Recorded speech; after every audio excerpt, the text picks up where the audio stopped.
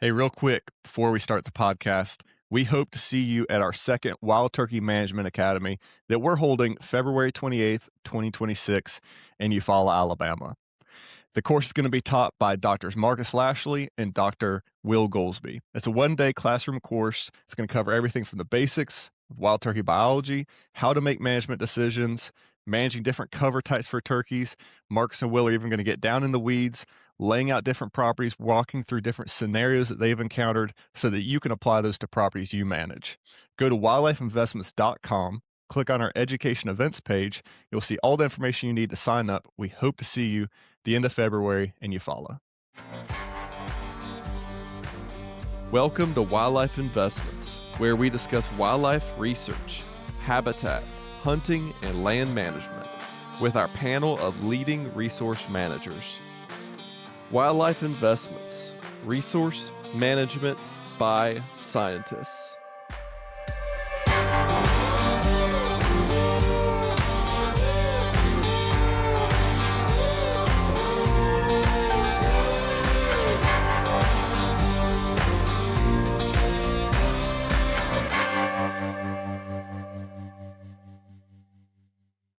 So everywhere you look, there's drone surveys being done. We're doing them on properties we manage. They're an awesome tool. There's probably a little bit too much salesmanship behind the technology, but they are good. And I have not seen a lot of information being put out there by scientists that, science is kind of catching up with drones and drone surveys and using them to monitor deer populations. And in this lag time of science kind of catching up to it, the industry has taken off and everyone's advertising deer herd analysis for whatever that means, deer herd analysis. And that's supposed to give you some kind of a tangible product that is supposed to be the answer to all your deer management needs. And so today we're tackling this, and you can tell it's already a little bit of a spirited topic. We use drones all the time. We're doing these kind of surveys on our properties, but there's a lot of information being overstated about what you can learn about deer populations using drones. And so we're going to tackle that today. Me, Moriah Bogus, Bonner Powell, and Bronson Strickland, we're all going to discuss drones real quick. You'll get all of our take on drones and how we feel about them, how we're using them, where we think the technology can really help, and where we think its value is being overstated. So where I would like to start the conversation is around quote unquote herd analyses, which I think is just a fancy word that doesn't mean much. But to be fair, I mean, we do analyses all the time, but generally analyses, you're just looking at trends and data, and one snapshot count of how many deer are on your 150 acres is hardly an analysis.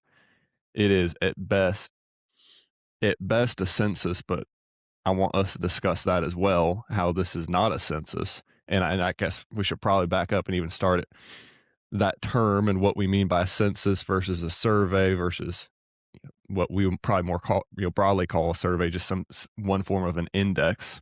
It's relative to the population whole, but it's not the population whole. So for me, if I have any kind of an axe to grind with the drone survey community, and there's a lot of good guys out there doing it, and we hire some ourselves, and we have a drone, we do the work ourselves. I'm not trying to bash the technology or the people doing it, but to put some sideboards on it.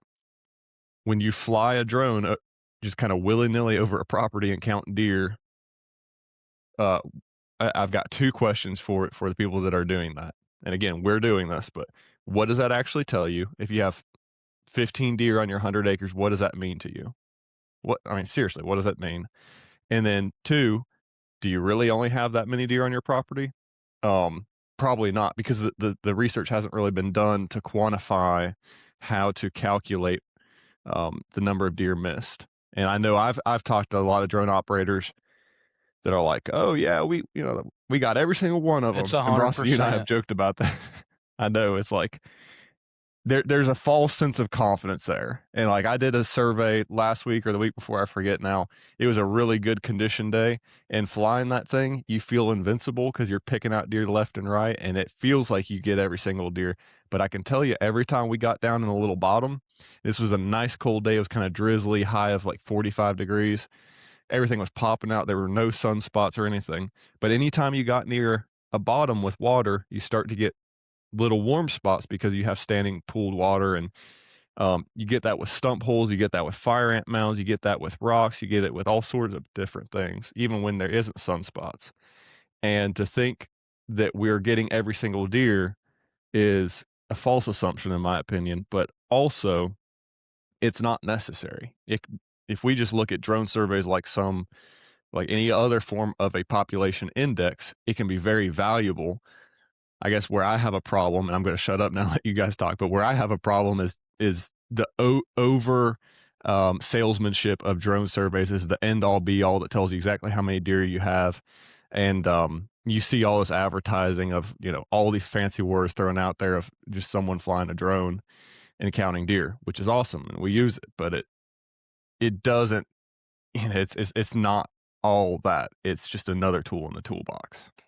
Yeah, and the perception of that with landowners thinking that it is, a census, the perception of that hurts us a little bit. Like, I always go back to Bronson's story about what was it, Bronson? You flew that property and you're like, we saw 3 rabbits, and they were like, we only have 3 rabbits. Yeah. Like, no, that's just what we saw. We weren't even really looking for rabbits, but everybody just assumes that it's a complete count. It's everything on the property. And sometimes you may get close, but I think, I think the advertising sets that perception, and we have a problem with that a lot of times when we talk with landowners. Yeah.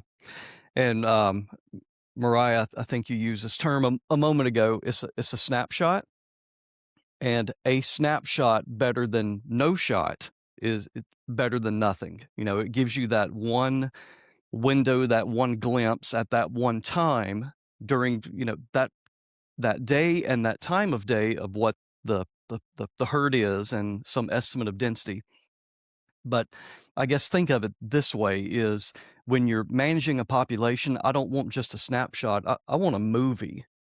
I want 5 snapshots. Ideally, I want 20 snapshots. And the smaller the property is, the more snapshots I would want because of the movement of deer on and off the property. So we can create these scenarios depending on the time of day and depending on the distribution of cover and food, to where you might see very few deer or you might see a lot of deer, and that was just based on when you flew.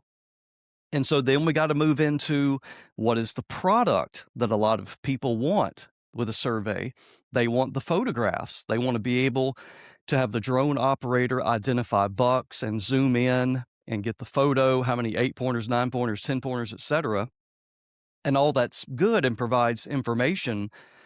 What I would rather have is a very reliable count of the number of deer on the property and where they're at. And then use other tools that where we could get buck age structure and buck inventory and things like that. So, I mean, if I were to sit back and we're doing this as well, so we're not sitting here looking down our nose at the service that people provide and the information you get, because we're utilizing it too. But when we're managing a property, we're also seeing opportunities and deficiencies of just doing one drone survey during a particular time of the day. And so that's why we like to combine it with other information so we can maximize the information we're getting. And then you get into the situation of, all right, what is it really telling you? I've got 89 deer on my property. Is that good? Is that bad? Well, it depends. So now it depends on herd condition, and what is the deer body at the skin and shed telling you? What are habitat conditions? So it is a very interesting and cool way to do a survey or a snapshot, but it doesn't tell you everything. You got to combine it with other information. Yeah, it basically ends up being just like everything else. It's a tool in the toolbox. It's not the end all be all. And and kind of while we're talking about shortcomings of the drones, like I say, we're not trying to trash them too bad. But while we're talking about the shortcomings of the drone, one thing that I've noticed, I know Moriah has noticed this as well, is that the overhead pictures of bucks are basically useless for age.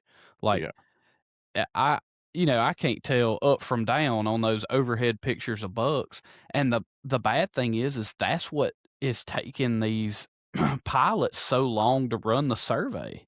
Is like we stop at every deer, we zoom in. Oh, doe. Oh, it's a buck, but the limbs are in front of his antlers. I gotta back out, go around 90 degrees, see if I can get a better picture. And one thing that Mariah and I have noticed is that like your efficiency is probably at least doubled or tripled when you're just flying the survey and counting the number of blips. And let's use trail cameras to get pictures of bucks and that we can actually age with some kind of certainty, as opposed to getting a picture of them uh, over their back.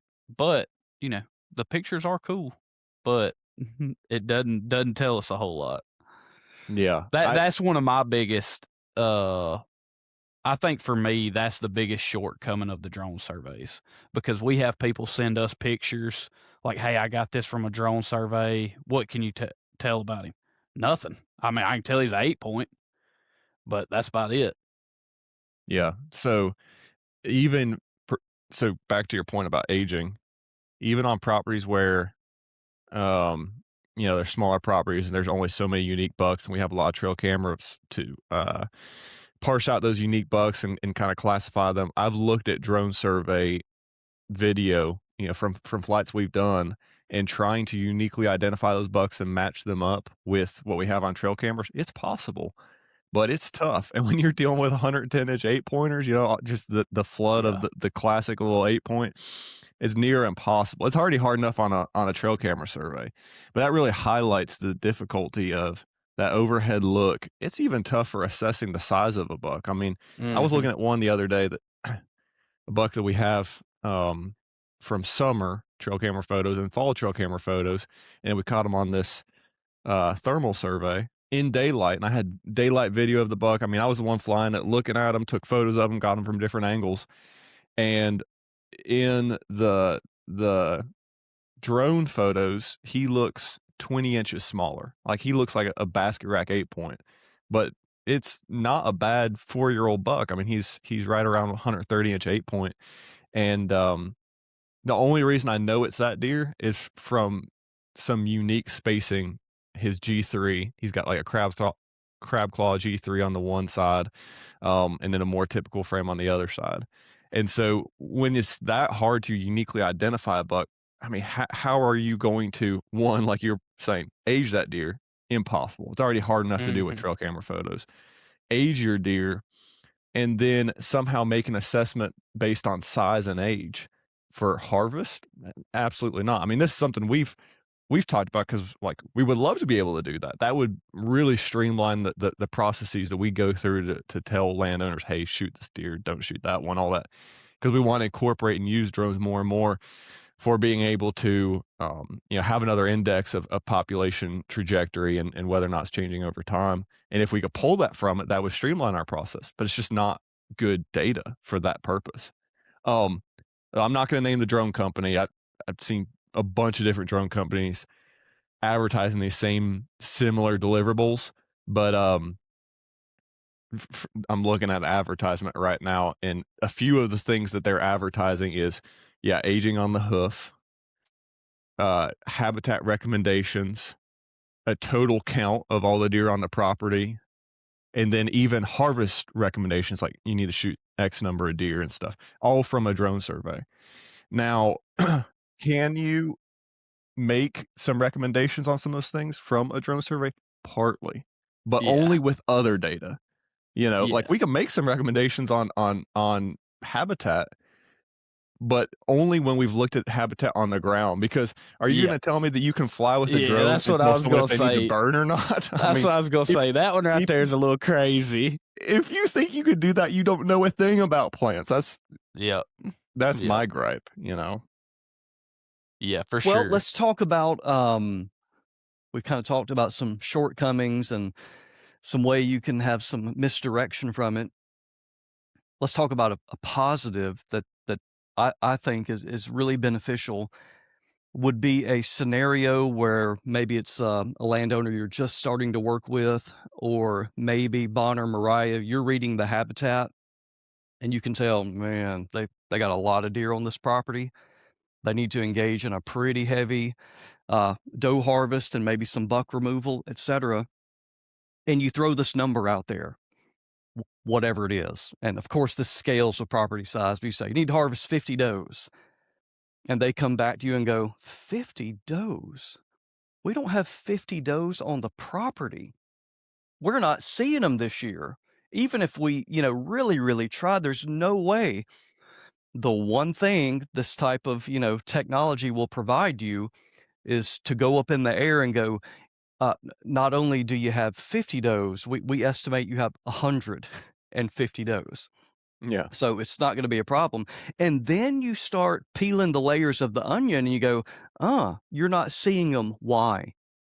Well, you're not hunting correctly. Or like this year, but we have a heavy mast crop. So they're not on the food plot. So the observability during daylight hours. But from looking at the habitat, from the body condition at the skinning shed that there's a density problem. And you need to remove some mouths from that landscape.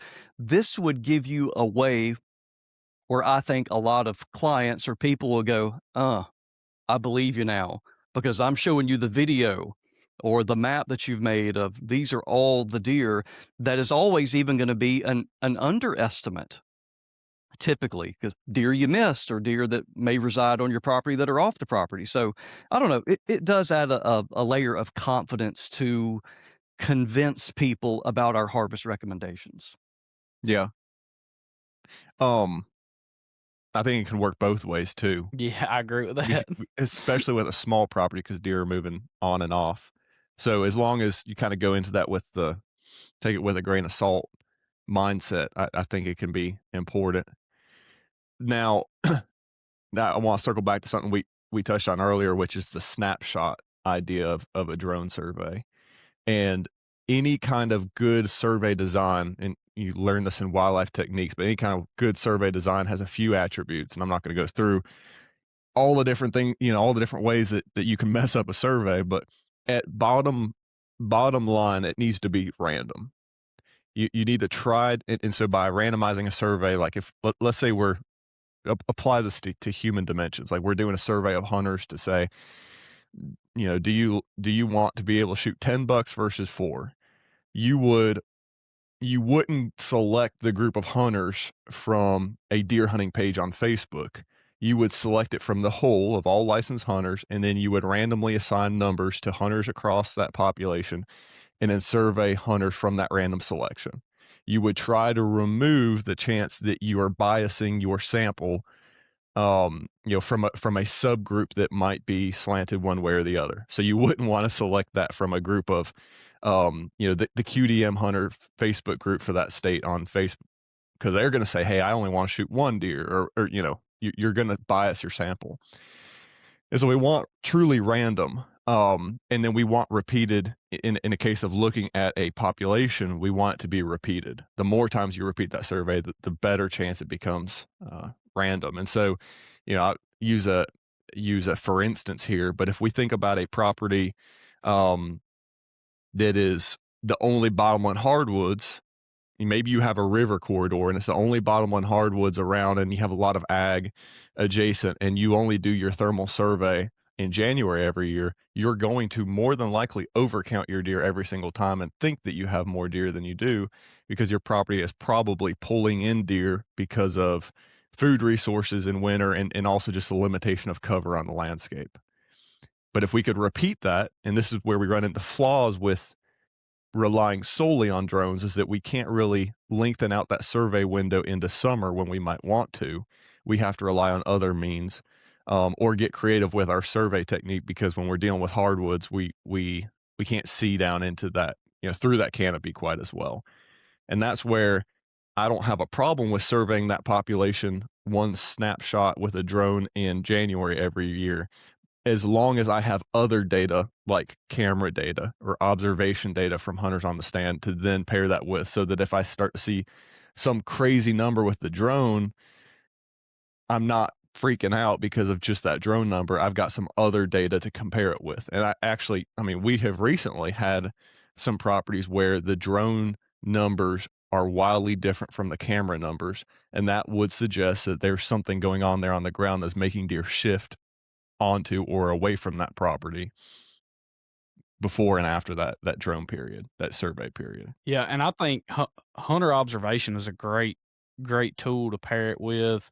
But again, if we're looking at the limitations of everything across the year, the hunter observation data is a lot of it. If you look at hunter observation data for properties, you're going to have a little bit of data from your bow hunters, unless it's a diehard, bow hunting club or a owner that's a diehard bow hunter. You're going to get a little bit of observation data there early in the season, and then you're going to get the bulk of your observation data, obviously during, depending on where you're at, probably when the rut is supposed to be. But typically in the southeast, you're going to get most of your data in like the second half of December and all of January.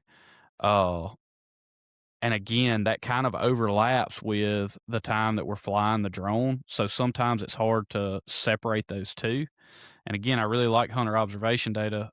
But to your point, Mariah, I think the summertime surveys really help fill a gap when we don't have. I mean, that's a tool there that fills the gap, and we don't really have another option. Obviously the drones in hardwoods don't work. The drones in thick pines don't work, like young pines or unthinned pines. Don't work good there. So if your property consists of a lot of that, during the summertime, especially, you've basically got to go back and use some kind of camera survey, get on the ground, and get pictures of deer. That's at least Well, my opinion. you're also going to get a lot of good video or photos of bucks that will Mhm. not be on your property during hunting season. So if you're during the summertime, you're going to get all these wonderful bachelor groups, and they're going to be in velvet, and they're going to look bigger as well. But I don't know exactly what the number is because it would depend on property size. But yeah, up to half of them are going to be a mile away or 2 miles away come hunting season. So you really need to repeat the process over and over. And the more you repeat it, and like Moriah, you said, statistically and with study design, it's randomization and replication.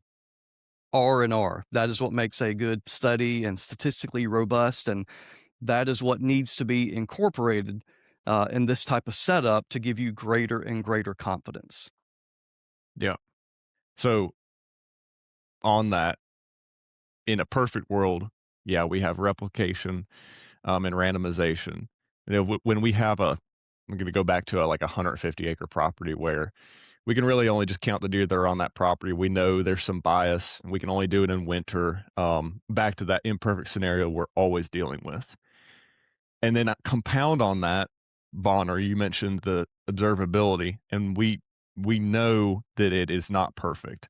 Mhm. Um, in fact, when we started dipping our toes in all the drone stuff, before, like there wasn't any, and there really isn't any published literature out there quantifying that. And then also, first you'd have to quantify it, but then you'd have to create some variables so that you could apply that onto different properties and say, hey, in general, these cover types and these kind of conditions have this level of observability.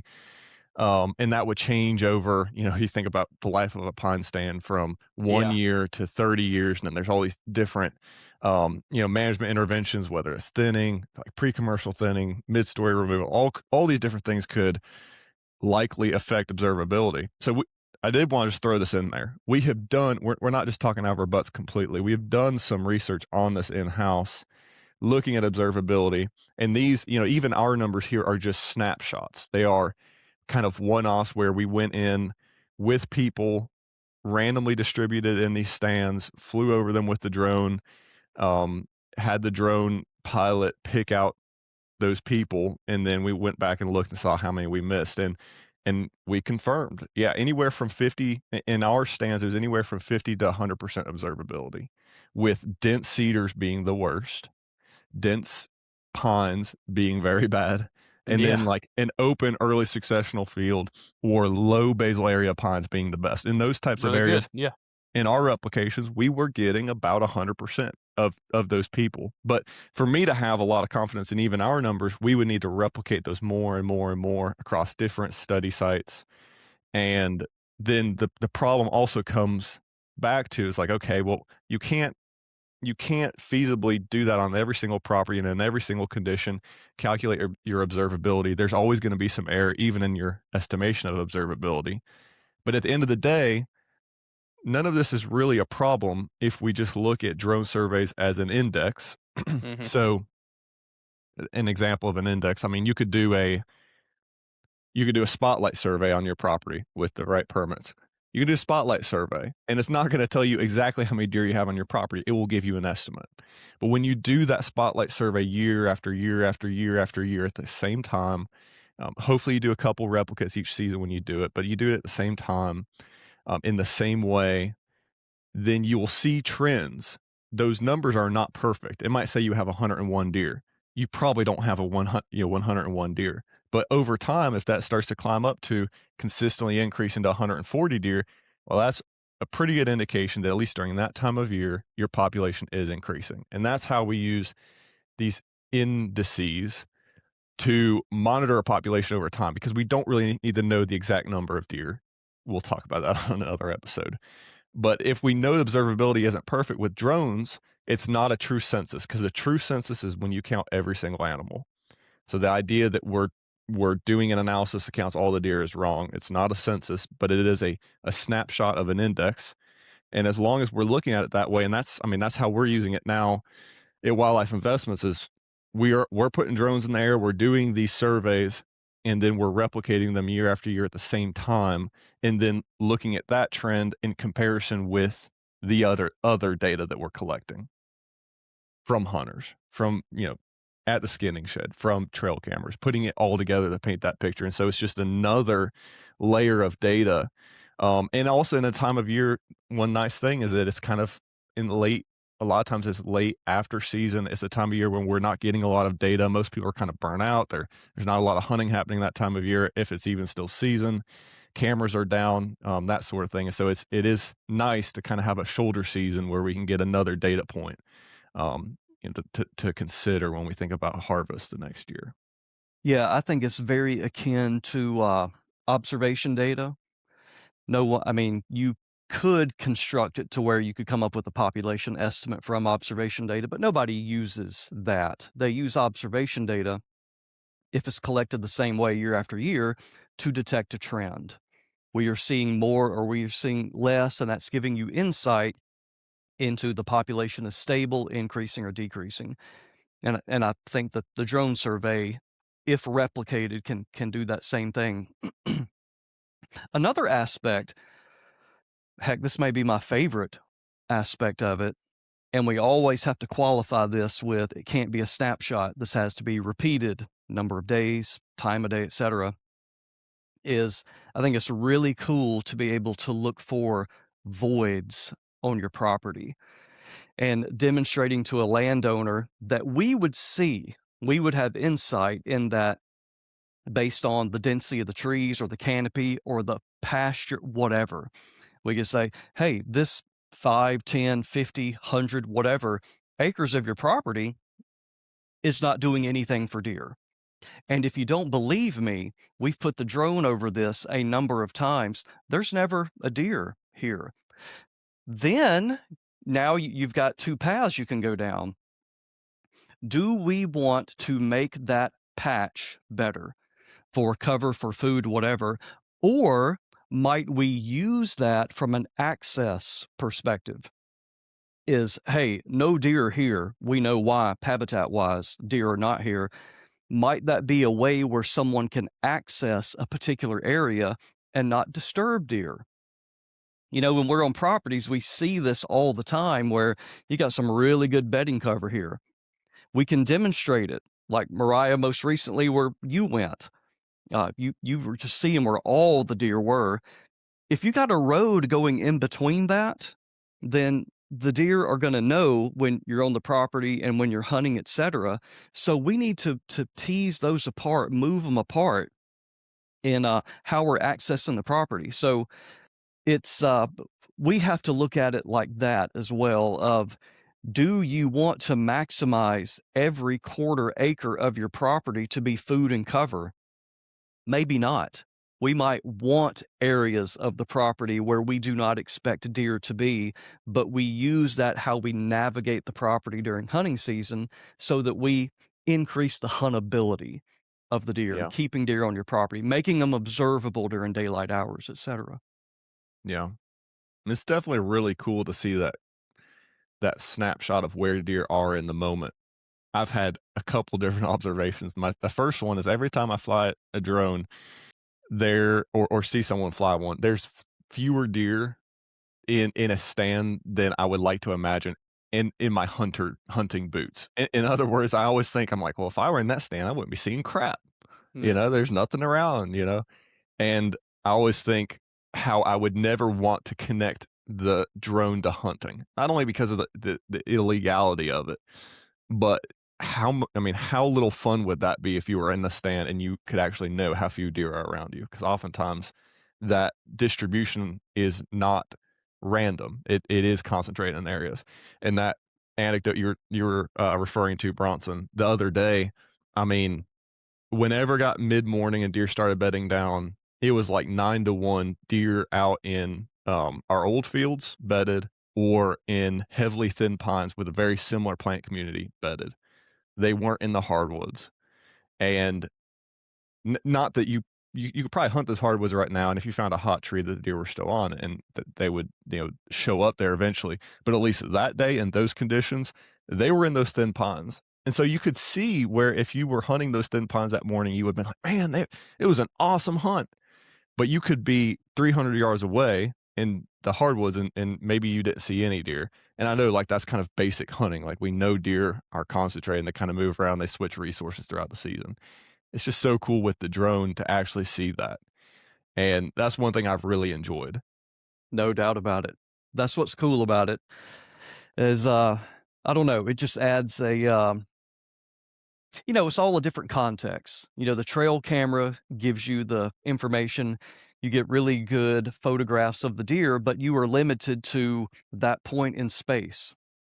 The deer has got to come to you, and you get this good image of it. The cool thing about the drone is getting this better spatial context of where deer are at, where they're spending time.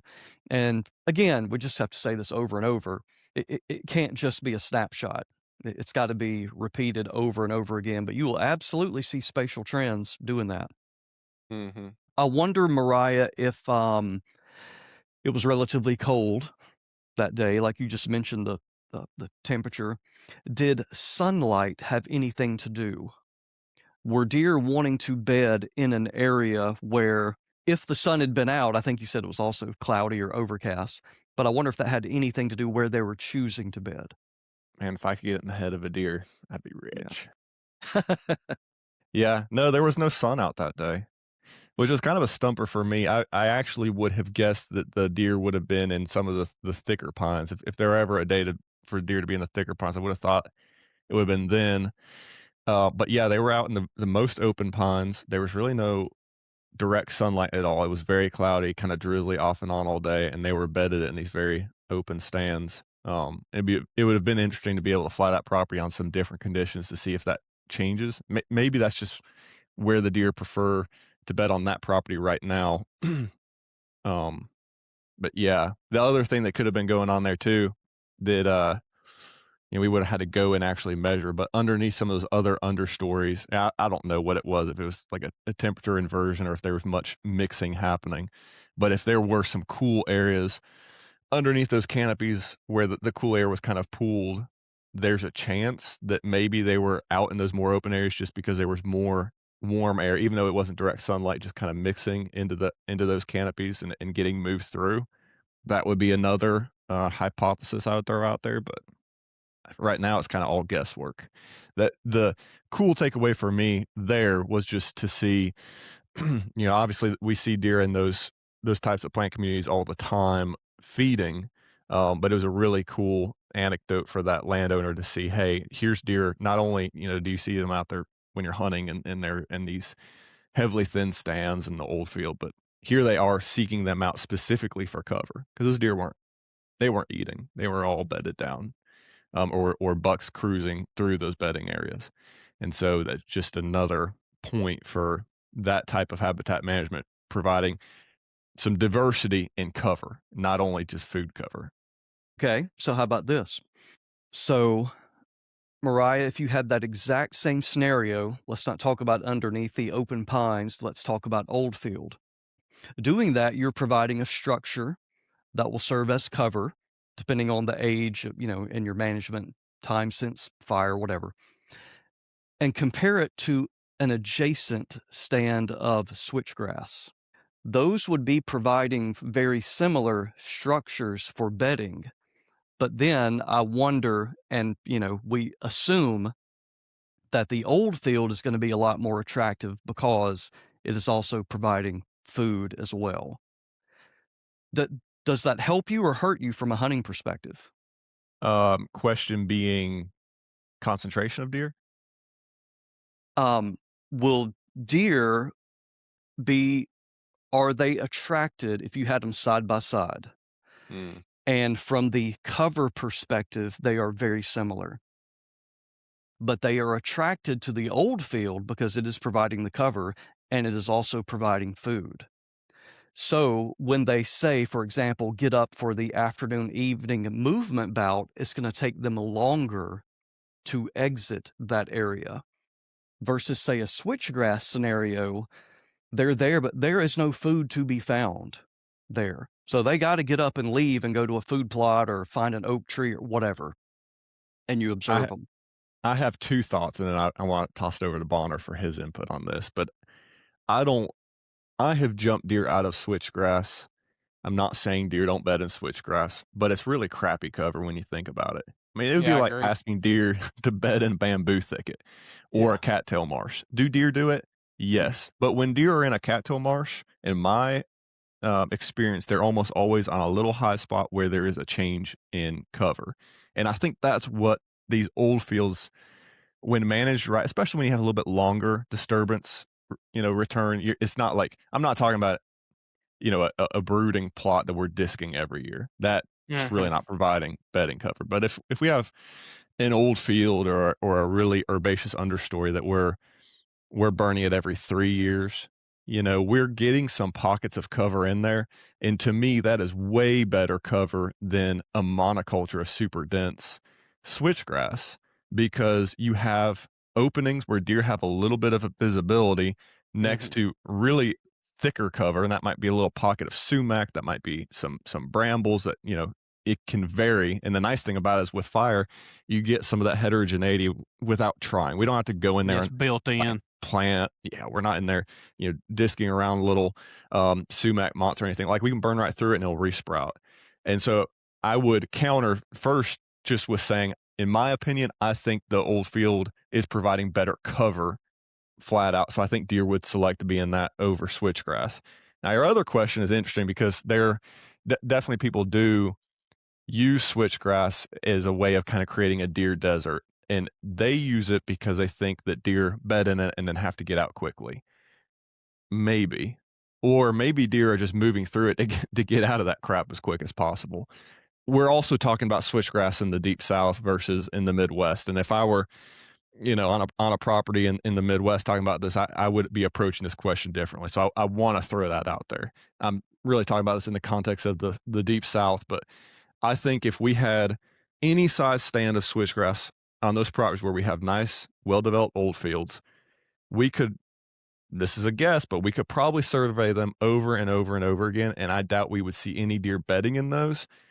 On the average, I think they would be, if they're using that type of early succession, I think they're going to be in the old fields where there's a more diverse plant community and therefore structure. I think there might be times deer might get driven into that into that switchgrass if the old field's getting over hunted and that type of thing. Like if they just flat out are, scared under a rock because hunting pressure is so high, maybe they get pushed into that. But from a habitat standpoint, it provides very little of the components we want. It doesn't provide food, but then it Mhm. also is just so dense. I mean, think if you're a deer in there, you're a sitting you're a Yep. sitting duck. You The visibility for me is a big thing, Mariah, because I know we attribute, deer have a great sense of smell. Deer have, they can hear very well, but visibility is a big deal. And if you look at most old fields and pine stands in the southeast, if a deer stands up, at least their head is usually above the vegetation. A lot of times in old fields, where we have poor soil, it'll be mid shoulder or whatever it is, top of the back. But most of the time, when deer stand up in stands like that, they can see where something is coming from, what it is that's coming from that direction, and where I can go to get away from that. Uh, and you counter that with the structure of the switchgrass, which is, normally uh, a lot of times switchgrass is advertised as 4 to 8 feet tall. I've never seen it less than 6 or 7 feet. Like it just it does really well. Uh, but I mean that if in I stand Mississippi. up in it, yeah, in Mississippi, if I stand up, I can't see, you know, what's coming or where I need to go or whatever ever. I think the visibility ends up being a pretty big deal for deer. Uh Not to mention the other things that Mariah's already said. You know, the other thing too, all the people that talk about buck bedding and, there's this big focus in hunting media on finding, just deer bedding areas. They call them buck bedding areas. Maybe those are areas where deer or bucks are more likely to be than others, just based on sign. But regardless, I mean, I pay a lot of attention to that when I'm hunting. I r I don't see deer bedding in places where they don't have some kind of a visual advantage, Mhm. to your point. Yes, they're using smell, but they I don't see deer going into the middle of, something that's so dog hair thick, and I'm making comparisons with, like, river cane thickets. I see deer bed in river cane almost every time they're right on the edge, and they're probably sitting in a spot where they can hear and smell anything coming through the river cane, and then they can see. You see this, like, out in the sandhills and longleaf pines. They can see out into that younger vegetation that's been more recently burned and disturbed, but they're on the edge of something really thick. And so, in the case of switchgrass, I think that's probably where, deer would find the most value is on the edge. And so you do have that component, but to plant acres and acres where you have the center that's just a desert seems so pointless to me. And I know we're getting tangential here, but like it just I think it is a symptom of everyone wanting to over rely on planting. Like habitat has to come in a bag. Like that's just the human mindset, right? You got to feed the deer. You got to plant something.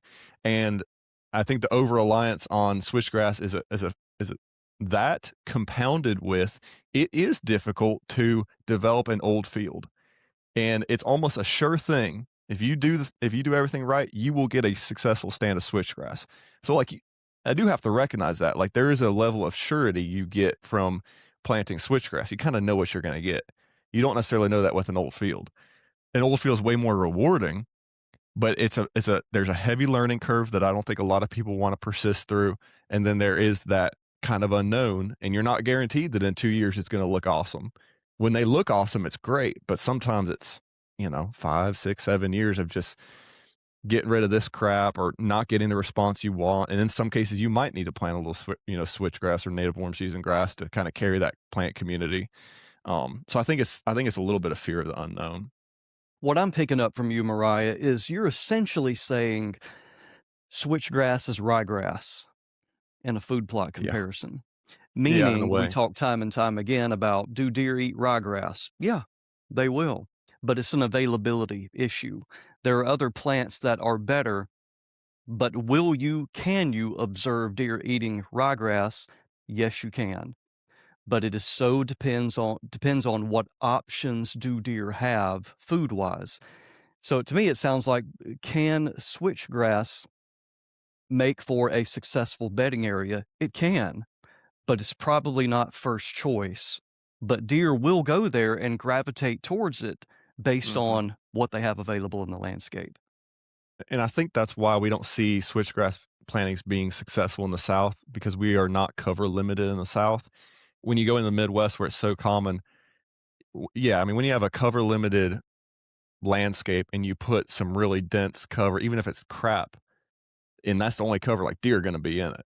But I would love to take on anyone in their switchgrass. If I had the same amount of space and time to develop a really good old field, I'm going to have a lot better deer use in that old field than switchgrass. I think I can pull deer out of that switchgrass into a more representative native plant community that actually has the structure that deer are looking for. Yeah, and my thing, Mariah, is with, like, the old field management and yeah, it does take a little work and it's a little bit of a process, but it's much harder for, say, upland game birds, you know, quail, uh, turkeys, especially if you want them to use it for brooding. It's a lot harder there than it is for deer. Like if we can get 3/4 of the way there where 75% of the plant community is all native and there's decent structure, deer are going to use that no problem. You know, they're not limited by, let's say, a little bit of fescue or Bermuda grass at ground level because deer are never this tall. You know what I'm saying?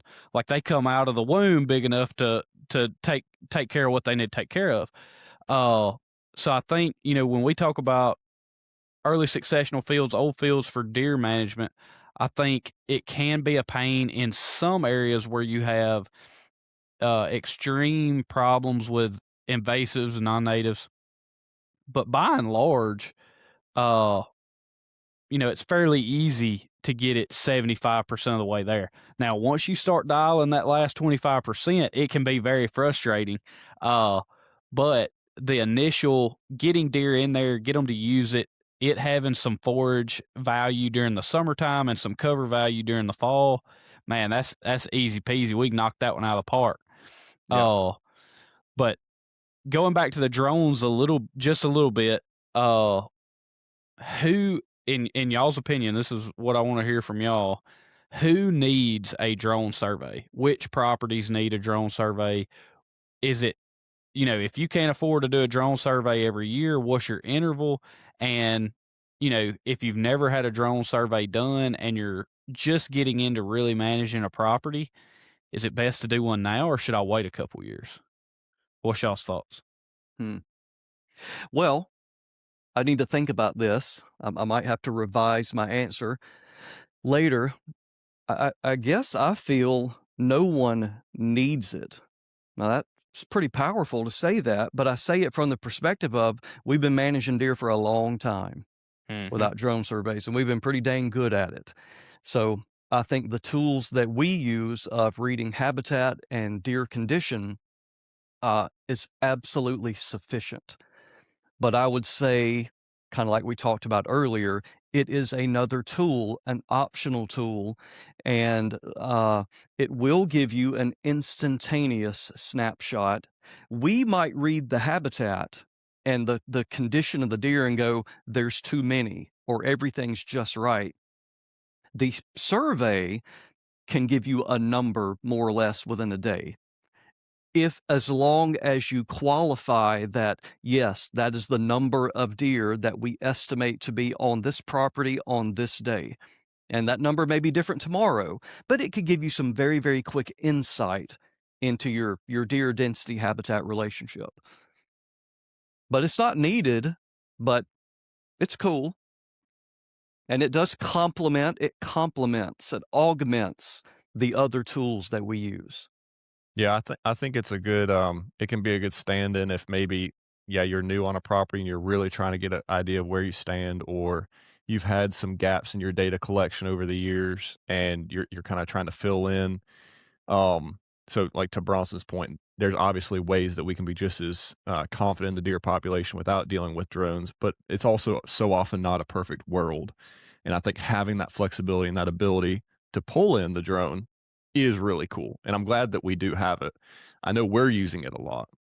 Um, I've also just realized that if we only would just talk about the ins and outs of hinge cutting now, we could have covered the trifecta of all the overprescribed practices. Drone, switchgrass, and hinge cut, at least in my opinion. All things that have their place and that we use. We're not against any of these things. They're just not always the answer, and that's, I think, where it becomes problematic.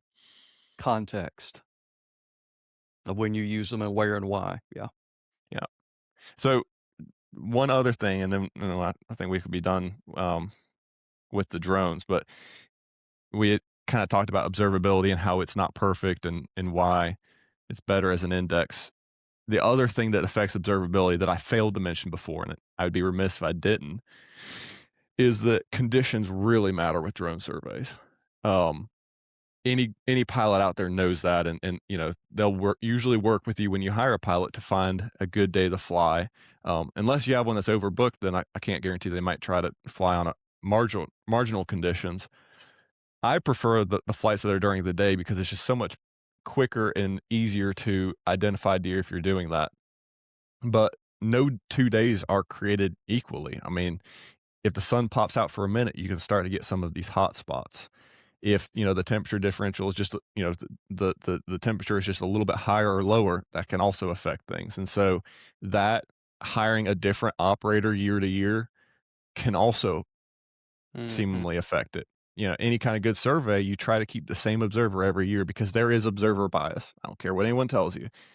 Even like even something that should be simple, like if I'm doing a plant survey with Bonner, we should keep the for each plant community, we should try to keep the same observer because I might misidentify something, and at least I'm consistent in my misidentification. That's right. Like That's any right. good survey, you do that, and so that's just another layer of error and something to keep in mind. You try to control as much of that error as possible, but I mean, one drone operator is going to get overbooked or go out of business. You're going to have to switch, and I think it's good to at least consider that and and keep that in mind when you're considering the whole of your properties. Like there's all these things that affect the value of that data. It doesn't make the data invaluable. It just affects how much we can rely on it. Agree 100%. And, we did, was it last year? So I'm not a drone operator. I will tag along and look, do that quite often. But I know on the same property, I don't know if it was consecutive days or 2 days apart, but within 1 week, we had probably a 30 to 40% difference in what we observed. And that could have been observer error, it could have been conditions, but these were nighttime. So we can kind of take the sun out of it because it began and ended after sunset. So um, don't know exactly why that was. Were more deer bedded in cover and we missed them? Uh, was it the operator? And no disrespect to them because I'm sitting there looking as well, trying to count stuff. But yeah, just same property 3 or 4 days apart.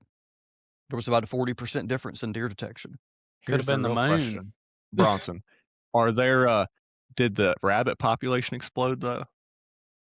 There were a greater number of rabbits Here on we the go. second one and raccoons. Yeah. And Bonner, you hit the nail on the head. That was a moon effect. Oh, Lord. I thought you'd like that one. They go under a rock. I was Yep. joking about that when we were flying the other day. We're like, we're not seeing whatever corner of the property as many bucks. And I was like, oh, they've gone nocturnal. Can't see them with the drone. They've gone nocturnal. Yeah, Yeah. good stuff. Well, hey, let's maybe wrap up with the point that we wanted to do is we're trying to educate people, and we're on the education journey ourselves. We're always learning, adapting, and what we wanted to inform people about is the new drone craze. There's a reason for it. It's really interesting. It's a way you can go out and get a snapshot in one day or one evening, but just keep things in context. We hear in society all the time now about how AI and robots are going to just replace the human workforce. And this is going to be an example of these drones are cool and those sensors are cool. It does not replace a good deer biologist. In putting the information that you're getting from that technology into the context of how you're going to manage that population. Yeah. And it doesn't replace good hunter observation data. Doesn't replace trail camera data. It sure doesn't replace aging on the hoof. Not at Harvest all. data. Yeah.